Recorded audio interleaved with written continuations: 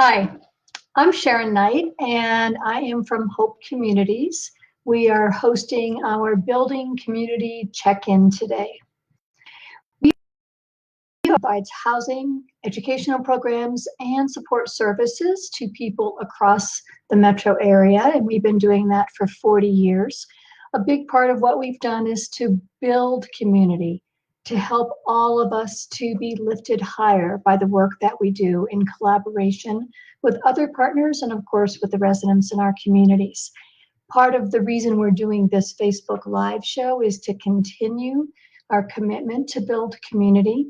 We know that a lot of people out there are feeling isolated because of the quarantine, and we want to make sure that you know someone's checking in on you. So we've used this format, the Facebook Live format, so that we are really accessible to a lot of people out there, but also because there's a chat feature.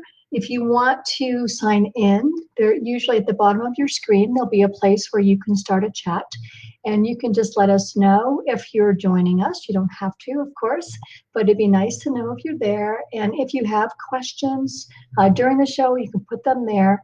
And we will also post some of the links to some of the things that we're talking about today there, so that if you want to double back and check on that another time, you can figure out some of the things that we're talking about. So we like to give updates on the virus. And of course, the governor just spoke with us a little while ago. So we do know that the growth of the virus is really going down. It's only increasing by about 2% each day, a little bit over that. So it's remarkable progress, I think, in large part because we are doing so well at our social distancing. So there are more than 14,000 confirmed cases across the state, and unfortunately, 760 have died. So holding our social distancing when we can and following all of those sanitizing rituals that we've become so accustomed to is really important. You know, there's a couple of different tests that have been springing up. We're really pleased that the nasal swab test that people have been using to help diagnose the virus is becoming more prevalent in the state. We are in the beginning of May going from just a couple of thousand tests a day to between 5,000 and 10,000 tests a day.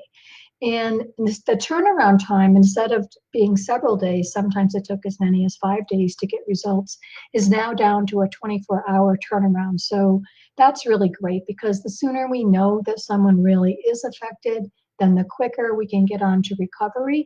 And also we can identify the places where those viruses are popping up and help to protect the most vulnerable around us.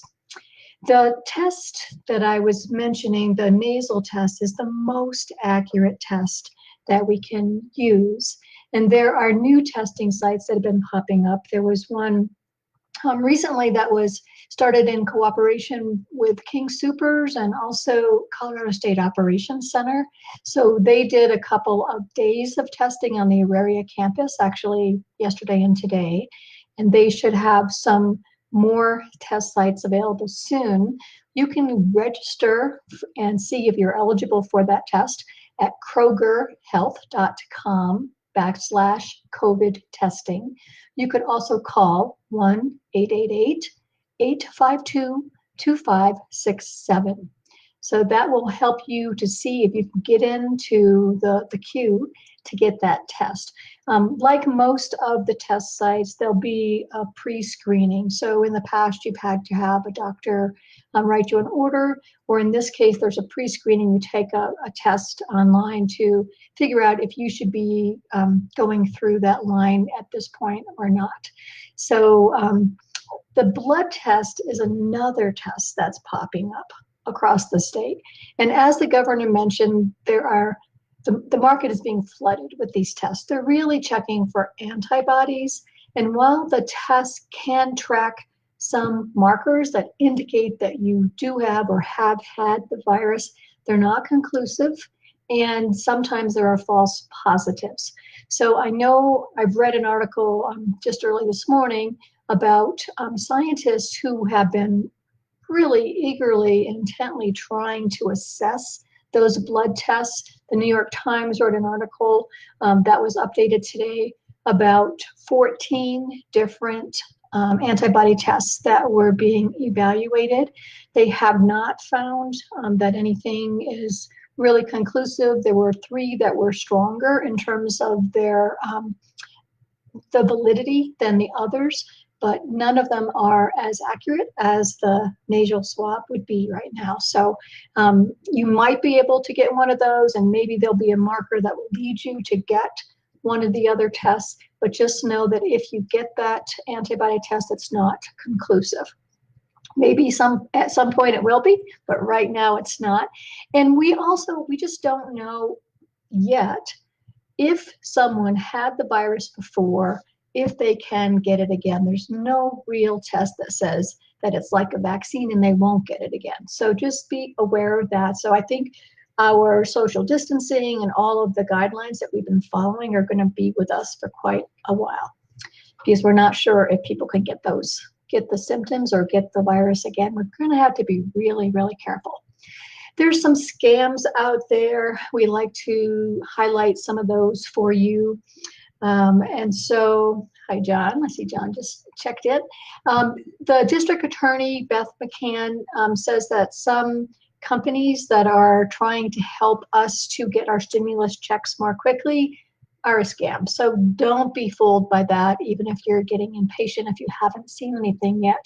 She also highlighted a scam that was targeting elders. There are people who are approaching singles or couple elders trying to say that if you give me your credit card information, I will go do shopping for you because you're vulnerable.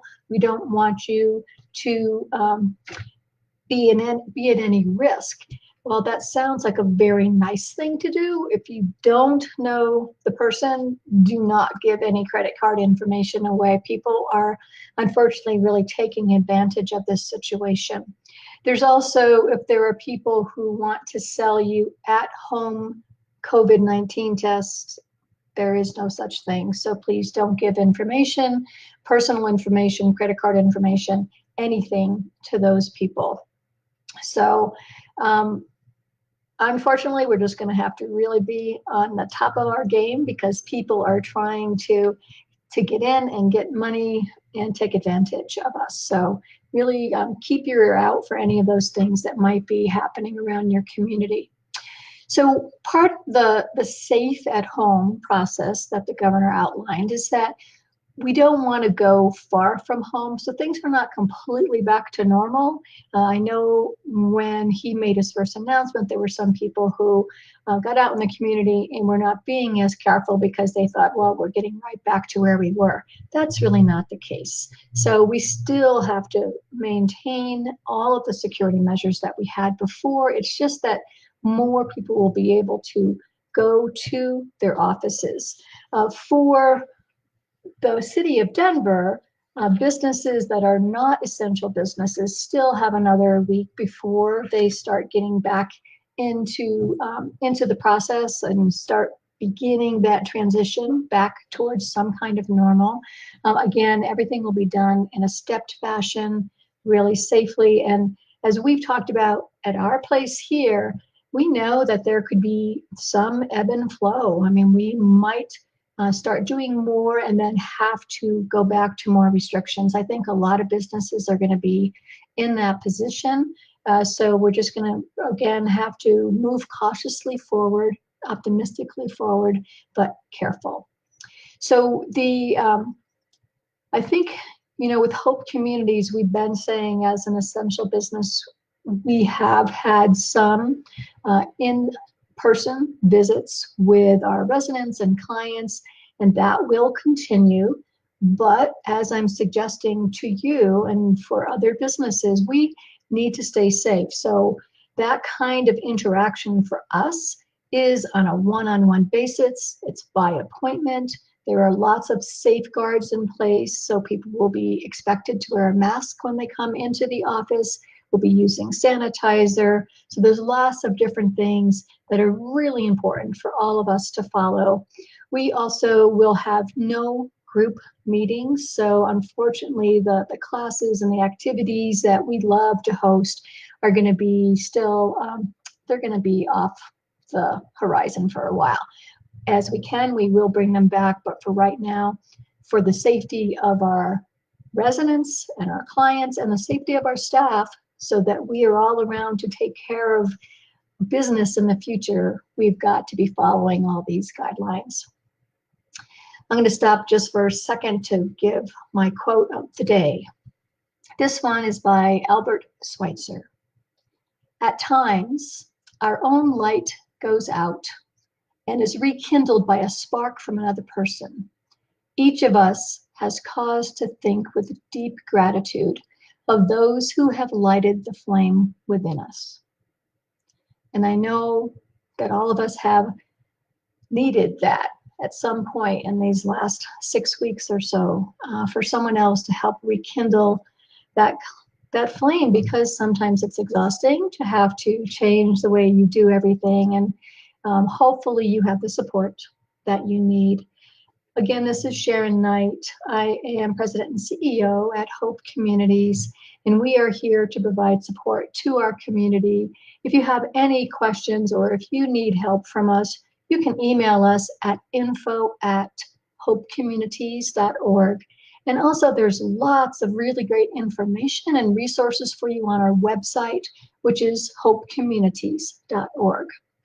So I'm going to spend some time today going over a lot of different things related to the road back, moving back from our stay-at-home status. And it may be a little bit premature for people in Denver, for instance, but sometimes some of our residents, for instance, are working outside of Denver, and so they may be going back to work a little bit sooner than others.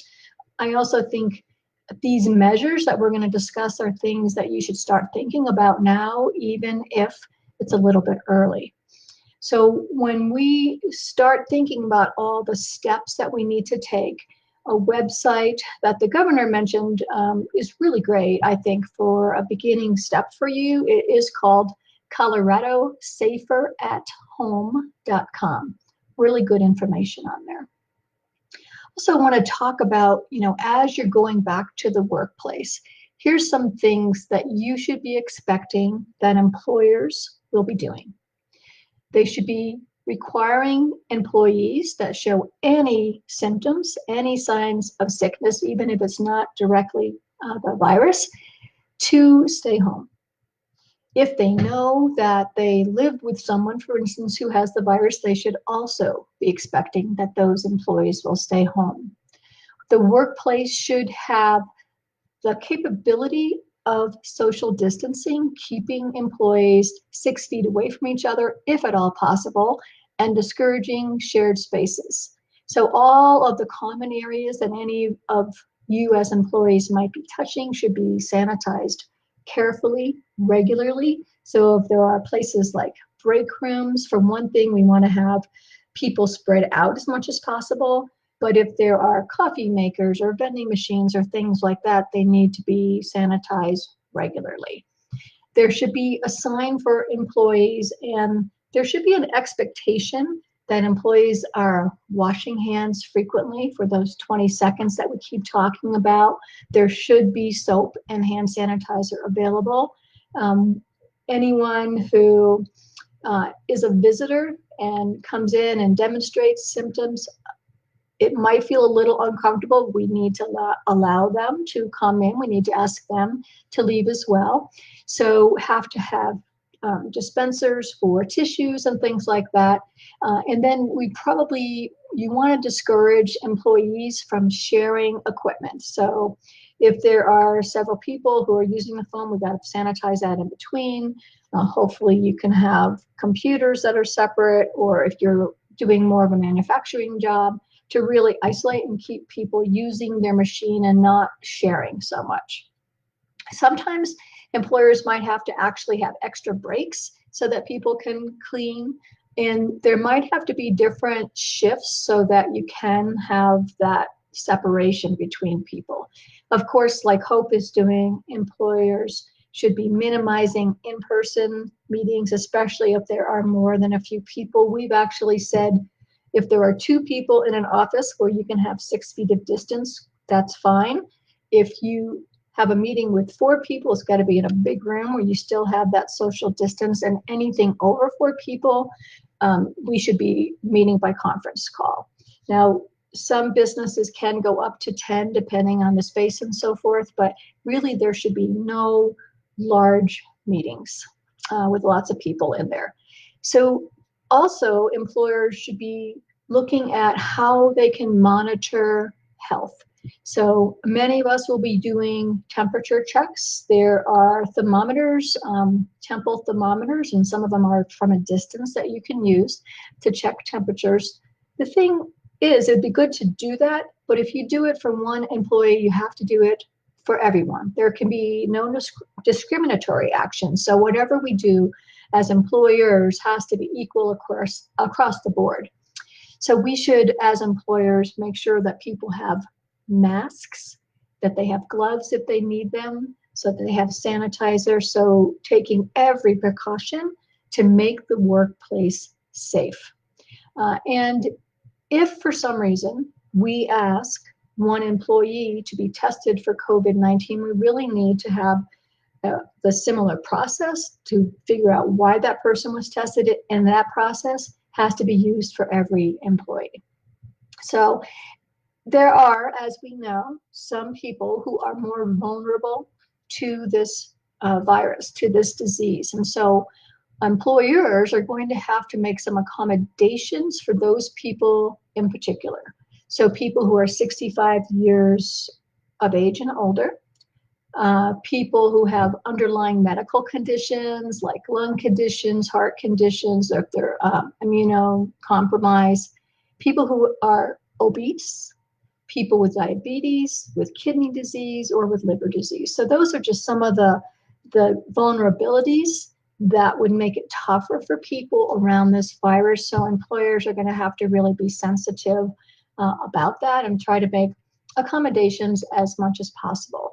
The other thing that we're all going to have to face is that we are going to have employees, or most of us will have employees, that either have to stay at home and they need some access for remote work, or they might have to care for children who are out of school, or care for an elder or someone else who is sick. So it's going to have to be a lot of flexibility on the horizon in the coming probably months.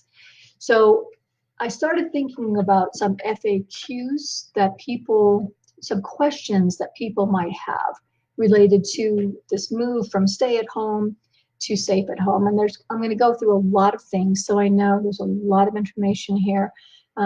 Please, hopefully you can bear with me on this. I know that some people will say my hours and my wages have been reduced, but I want to return to my previous job. So what are the resources available to me right now? Of course, unemployment is one of those options for you. So if you have lost your job, or if you have lower wages, you can apply for unemployment. The CARES Act is providing additional benefits, actually, so that you can get, if you are held back from working because of the virus, you can have access to an additional $600 a week in unemployment because of this pandemic. So if you want to check to see if you are eligible for those funds, you could go to coloradoui.gov. So that's coloradounemploymentinsurance.gov. Now, what about if your employer wants you to go back to work, but you don't feel safe? If you refuse to work and you quit because you believe there's unsatisfactory conditions for you, or hazardous working conditions, you may be eligible for unemployment too because of the risk to your health. And if your employer requires work from you and you are entitled to leave because you are supposed to be in quarantine because you're ill or with somebody who is, then that is really against the intent of the law, and that should be reported. So that you can get the support that you need to get through that. So if you are a vulnerable population, that we just went through some of those vulnerabilities, and you're mandated to stay home, but your employer wants you to go back to work, especially if it's unsafe, you should be able to go after unemployment, and you should be reporting that to OSHA. Can my employer discriminate against me for being a vulnerable population? In general, no. But that doesn't mean that some employer might not try or might indicate that there's some kind of discrimination. So there's lots of agencies that are watching out for things like that. And if you need help, there's the Department of Labor and Employment, the Department of Public Health and the Environment, the Department of Regulatory Agencies. All of those agencies are trying to keep track of that because the governor is asking and encouraging good faith measures by employers. Hopefully that'll happen. But if it doesn't, you have some support out there to help you to get the funding that you need and to avoid discrimination in the future. So what if your employer wants you to come back, but you don't have child care?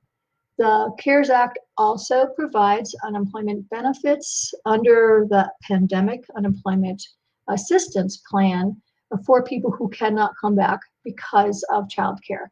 Now, the federal law pays up to 12 weeks of leave for childcare due to the coronavirus, but it provides 2 weeks of pay at 2/3 of the employer's regular rate, for childcare needs. And then there's an additional 10 weeks that was added on to that. That is again at 2/3 of the employee's regular rate. So what are the conditions that might help you to qualify for paid leave? Well, one would be that you have flu-like symptoms, respiratory illness, so that you need to be tested. If you get a test back that says it's negative, then you need to go back to work, but you may be able to stay out before that time if you have those conditions that are visible. For employees at companies that have fewer than 500 employees and more than 50, that would be 2 weeks of pay, so that's up to 80 hours, at your employee regular rate. And for other organizations that have employees above 500 or below 50, you might be eligible for 2 weeks of pay up to 2/3 of your regular pay. So a lot of these things I know probably sound confusing because we're going through them really fast, but you can check them out on those websites. So there's a lot of things that relate to the size of the organization. So there's certain requirements based on how many employees is at an organization. So you want to double check, of course, but you really should be pushing through to see if you can get the support that you need if you need to be home. There are certain business types, certain industries that regardless of the number of employees are going to be eligible. And so those are some of the industries that we've heard are absolutely closed, some of the leisure, the hospitality programs and food services, childcare, food and beverage manufacturing in many parts. We did hear, for instance, that the meat packaging plants would still be open, but some of those others are being closed. Education, some nursing homes. So there's some organizations like that that have direct support because of the industry that they're in. I mean, we all know, for instance, that some of the personal care industries, nail salons, beauty parlors, things like that have been closed. And so those people are automatically eligible for that. Now, some of the places that you can check at the Department of Labor to get more information about unemployment, who is eligible, what kind of resources would be available to you. You can go to their website, but you could also go to call this number, which is 1-866-487-9243. There's another one that's a 720-264-3250. The Colorado Department of Labor can also provide information for you. And so, please, like I always say, we will provide some general information, but check for yourself as well. And always feel free to reach out to our staff. All of our navigators have contact information on our website, hopecommunities.org, so you can reach out to them via email or phone to get some answers that you need. I'm going to give you a quick book review. I know I did a lot of information about that, so you may have follow-up questions, and please let us know if you do. I can see that some of our the links that I talked about are on our Facebook page right now, and we can provide you with more later. But I'm going to tell you a little bit about our next book review, which is by Gloria Rubio-Cortez. She is previewing a book that we will post on our Facebook page in a few minutes after this session that is called Desperado, a Mile High Noir, which is by a Denver author, Manuel Ramos. The book is set in Denver, and it's a crime novel, and with a main character called Gus Corral. And the book really includes a lot of real-day issues and places from Denver. The Denver Post reviewed the book like this: it's a story of race and loyalty, of bonds of friendship as strong as family ties, of gangs, of a way of life disrupted by gentrification. There are trendy cappuccino outlets that sit cheek by jowl with sleazy bars and tamale wagons, and even Gitano's restaurant. And it all comes together with the murder of a homeboy. Sounds like a really awesome book. One more to add to my list. I'm really glad that Gloria did this for us, and I'll be excited to share it in just a few minutes. So as I leave, let me just say again that if you need some help getting through this pandemic, please email us at info@hopecommunities.org or reach out to one of our navigators whose contact information is on the website. And you might first check at the information that we have listed on the website, hopecommunities.org. There's a big section on top that says COVID-19. So there's very specific information that you might need right now. I hope you have a great day. And the rest of the week, we'll be back on Friday to check in with you again. Bye-bye.